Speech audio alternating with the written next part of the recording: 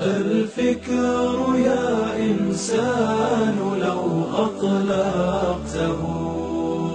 متأملا في قدرة الرحمن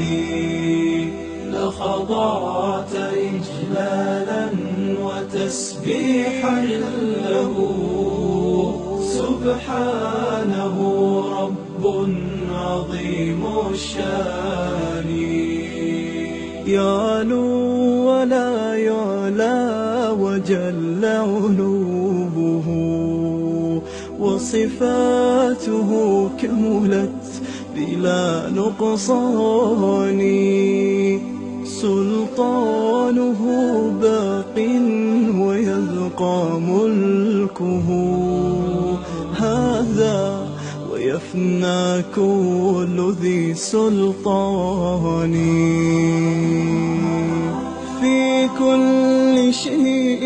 قد تكامل صنعه ذا محكم التنزيل خير بيان قد عم أرجاء الفضاء بآيه انظر ترى ما لا يصفه لساني هذه السماء تزينت بكواكب لجمالها رفعت بلا أركان والريح تجري والسحاب بأمره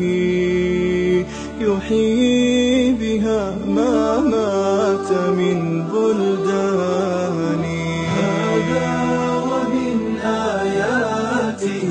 تلك التي حملت بلا رجل ولا بهتان والكل جند للإله أما ترى جندا يقض مضاجع الطغيان